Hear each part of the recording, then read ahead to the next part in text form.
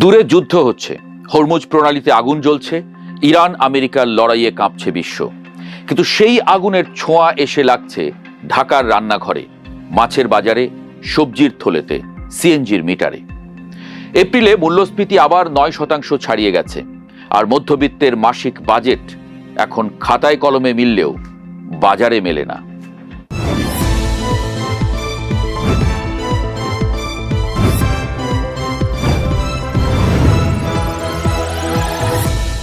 সংখ্যাটা ছোট নয়, 9.04%। বাংলাদেশ পরিসংখ্যান ব্যুরো বা বিবিএস আজ এপ্রিল মাসের মূল্যস্ফীতির যে সংখ্যা প্রকাশ করেছে, সেটা শুনতে ছোট লাগলেও বাস্তবে এর মানে বিশাল। মার্চ মাসে মূল্যস্ফীতি ছিল 8.71%। মনে মনে অনেকে হয়তো ভাবছিলেন পরিস্থিতি একটু ভালোর দিকে যাচ্ছে, কিন্তু এপ্রিলেই আবার উল্টো গতি। ফলে হিসাবটা দাঁড়ালো এরকম: গত 6 মাসের মধ্যে 5 মাসেই মূল্যস্ফীতি ছিল 9%-এর উপরে। টানা 4 মাস বৃদ্ধির পর মার্চে একটু কমেছিল, কিন্তু সেটা ছিল সাময়িক। এপ্রিলে আবার ফিরে এলো পুরনো দুঃস্বপ্ন। আর এই মূল্যস্ফীতির 2 ভাগ দেখলে পরিষ্কার হবে ছবিটা। খাদ্য মূল্যস্ফীতি হয়েছে 8.39%, অর্থাৎ খাবার দাবারের দাম এই হারে বেড়েছে। আর খাদ্য বহির্ভূত মূল্যস্ফীতি, যেমন পরিবহন, ওষুধ, পোশাক, বাসা ভাড়া, সেখানে মূল্যস্ফীতি 9.57%, যার মানে শুধু খেতে না পারলেই কষ্ট নয়, বাঁচতে গেলেও কষ্ট। এই মূল্যস্ফীতির পেছনের কারণ খুঁজতে গেলে সোজা চলে যেতে হবে মধ্যপ্রাচ্যে। ফেব্রুয়ারির শেষে ইরান মার্কিন ইসরায়েল সংঘাত শুরু হওয়ার পর থেকে হরমুজ প্রণালী কার্যত অচল।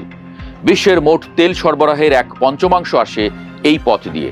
সেই পথ বন্ধ হওয়ায় আন্তর্জাতিক বাজারে জ্বালানির দাম লাফিয়ে উঠেছে। আর বাংলাদেশ তো আমদানিকৃত জীবাশ্ম জ্বালানির উপরে ব্যাপকভাবে নির্ভরশীল। সানেমের গবেষণা বলছে, বিশ্ববাজারে অপরিশোধিত তেলের দাম 40% বাড়লে বাংলাদেশের জিডিপি প্রায় 1.2% কমে যেতে পারে। ভোক্তা পর্যায়ে দাম বাড়তে পারে প্রায় 4%, আর প্রকৃত মজুরি কমতে পারে প্রায় 1%। কিন্তু সরকার তো আর চুপ করে বসে থাকতে পারে না। আন্তর্জাতিক বাজারে জ্বালানির দাম বাড়ছে, সেই চাপ দেশের ভেতরে সামলাতে গিয়ে গত 19 এপ্রিল সরকার একটা বড় সিদ্ধান্ত নিল। এক ধাক্কায় সব ধরনের জ্বালানি তেলের দাম বাড়িয়ে দেওয়া হলো। ডিজেল লিটার প্রতি 100 থেকে বেড়ে হলো 115 টাকা, কেরোসিন 112 থেকে 130 টাকা, অকটেন 120 থেকে 140, আর পেট্রোল 116 থেকে 135। জ্বালানির দাম ঘোষণা হওয়ার পরদিনই বাণিজ্যমন্ত্রী খন্দকার আব্দুল মুক্তাদির সংবাদ মাধ্যমে বললেন, চিন্তার কারণ নেই। একটি ট্রাক 200 কিলোমিটার পণ্য পরিবহন করলে প্রতি কেজি পণ্যের দাম গড়ে প্রায় 30 পয়সা বাড়তে পারে। এটা সামগ্রিক মূল্যস্ফীতিকে তেমন প্রভাবিত করবে না। আর জ্বালানি মন্ত্রী ইকবাল হাসান মাহমুদ টুকু বললেন, যুদ্ধকালীন অবস্থার মধ্যে আছি, সারা বিশ্ব তেলের দাম অ্যাডজাস্ট করেছে, এমনকি যুক্তরাষ্ট্রও তেলের দাম $5 বাড়িয়েছে। মন্ত্রীরা কথা বললেন, কিন্তু বাজার শুনল না। জ্বালানির দাম বাড়ার সঙ্গে সঙ্গে পণ্যবাহী ট্রাকের ভাড়া বাড়ল। গণপরিবহনে সরকারি সিদ্ধান্তের আগেই বাড়তি ভাড়া আদায় শুরু হলো। শাকসবজির দাম কেজিতে 10 থেকে 15 টাকা বেড়ে গেল। মাছ মাংসের দামও চড়া। একই সময়ে এপ্রিলে 2 দফায় এলপিজির দামও বাড়ল প্রায় 600 টাকা। সব মিলিয়ে 30 পয়সার হিসাব বাস্তবের বাজারে 30 টাকায় পরিণত হলো। মূল্যস্ফীতির সংখ্যা বললেই তো হবে না, সেটা মানুষের জীবনে কি অর্থ রাখে সেটা বুঝতে হলে মজুরির দিকে তাকাতে হবে। এপ্রিলে জাতীয় গড় মজুরি হার বেড়েছে 8.16%, মূল্যস্ফীতি 9.04%। ফলে মজুরি বেড়েছে, কিন্তু মূল্যস্ফীতির চেয়ে কম। অর্থাৎ প্রকৃত আয় আসলে কমেছে। সহজ করে বললে, আগে যে বেতন দিয়ে মাসের বাজার হতো, এখন সেই একই বেতনে মাস আর চলে না। পরিকল্পনা কমিশনের সাধারণ অর্থনীতি বিভাগ বা জিইডি তাদের এপ্রিলের প্রতিবেদনে স্পষ্ট বলেছে, বৈশ্বিক জ্বালানি মূল্যের ঊর্ধ্বগতি, আমদানি ব্যয় বৃদ্ধি এবং বিনিময় হারের চাপ উৎপাদন এবং সরবরাহ ব্যবস্থায় ব্যয় বাড়াচ্ছে। মূল্যস্ফীতি পুনরায় ঊর্ধ্বমুখী হওয়ার ঝুঁকি বহাল। আর বিশ্বব্যাংকের সাম্প্রতিক প্রতিবেদন আরও সরাসরি টানা 3 বছর মন্থর প্রবৃদ্ধি, ক্রমবর্ধমান দারিদ্র্য এবং উচ্চ মূল্যস্ফীতির চাপে দিশেহারা বাংলাদেশের অর্থনীতি। মূল্যস্ফীতির এই জোয়ারে শুধু সাধারণ ভোক্তা নয়, ডুবছে ক্ষুদ্র ও মাঝারি শিল্প।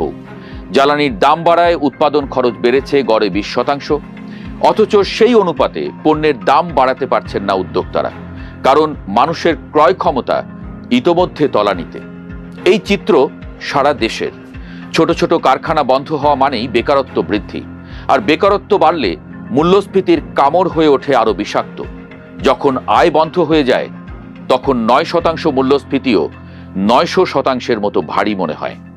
মূল্যস্ফীতি কেন কমছে না তার পেছনে আরেকটা বড় খলনায়ক হলো ডলারের উচ্চ মূল্য। জ্বালানি তেলের আমদানি মূল্য মেটাতে সরকারকে বিপুল পরিমাণ বৈদেশিক মুদ্রা ব্যয় করতে হচ্ছে। বৈদেশিক মুদ্রার রিজার্ভে টান পড়ায় টাকার মান কমছে। অর্থনীতিবিদদের মতে গত 2 বছরে টাকার মান প্রায় 30% কমেছে। এর ফলে আমদানিকৃত প্রতিটি পণ্যের দাম এমনিতেই বেড়ে যাচ্ছে। অর্থাৎ আমরা শুধু পণ্য আমদানি করছি না, বিদেশের মূল্যস্ফীতিও ডলারের মাধ্যমে আমদানি করছি। এই চক্র থেকে বের হওয়া সরকারের জন্য এখন সবচেয়ে বড় চ্যালেঞ্জ। তো সমাধান কোন পথে? বিশ্লেষকরা বলছেন শুধু বাজারের উপর নজরদারি করে এই পরিস্থিতি সামাল দেওয়া সম্ভব নয়। প্রয়োজন সমন্বিত পদক্ষেপ। বিলাসবহুল আমদানিতে লাগাম, ডলার সাশ্রয় করতে অপ্রয়োজনীয় পণ্য আমদানি কঠোরভাবে নিয়ন্ত্রণ করতে হবে। সামাজিক নিরাপত্তা বেষ্টনী বাড়ানো, মধ্যবিত্ত ও নিম্নবিত্তের জন্য টিসিবির মাধ্যমে সুলভ মূল্যে খাদ্য সরবরাহ আরও ব্যাপক করতে হবে। বিকল্প জ্বালানিতে বিনিয়োগ, আমদানিকৃত তেলের উপর নির্ভরশীলতা কমাতে সৌর ও বায়ু বিদ্যুতের মতো নবায়নযোগ্য জ্বালানিতে জোর দিতে হবে। সুদের হার সমন্বয়, মূল্যস্ফীতি নিয়ন্ত্রণে কেন্দ্রীয় ব্যাংককে মুদ্রানীতিতে আরো কঠোর হতে হবে। বিশ্লেষকরা ইতোমধ্যে সতর্ক করেছেন এই বৃদ্ধি কিন্তু শেষ নয়। জ্বালানি তেলের দাম এক লাফে প্রায় 15% বেড়ে যাওয়ায় এবছর মূল্যস্ফীতি 12% পর্যন্ত পৌঁছানোর আশঙ্কা রয়েছে। কৃষি খাতেও চাপ পড়বে। সেচ, পরিবহন ও কৃষি উপকরণের খরচ বেড়ে যাওয়ায় কৃষকের উৎপাদন ব্যয় বাড়ছে, যা শেষ পর্যন্ত খাদ্যের দামে প্রতিফলিত হবে। শিল্প কারখানায় উৎপাদন ব্যয় বাড়ছে, যা পণ্যের দামে যোগ হচ্ছে। আর সরকার বিদ্যুতের দামও বাড়ানোর চিন্তাভাবনা করছে বলে খবর আসছে। জ্বালানির পর বিদ্যুৎ ও গ্যাসের দাম বাড়লে জীবনযাত্রার ব্যয় আরেক দফা লাভ দেবে। ফলে মধ্যবিত্তের সামনে এখন যে ছবি সেটা স্পষ্ট নয়, বরং ঝাপসা। আয় বাড়ছে না, দাম বাড়ছে, যুদ্ধের ধাক্কা আসছে, আর সরকারের কাছে তেমন কোনো কার্যকর হাতিয়ারও নেই। কারণ এই মূল্যস্ফীতির বড় অংশ আমদানি নির্ভর এবং বৈশ্বিক। ঢাকার রামপুরা থেকে চট্টগ্রামের আগ্রাবাদ, বেসরকারি চাকরিজীবী, দিনমজুর, রিক্সা চালক সবার পকেটে একই চাপ। মাসের শেষে হিসাব মেলে না, ধার করতে হয়, নয়তো কাটছাঁট করতে হয়, খাবারে, ওষুধে, সন্তানের পড়াশোনায়।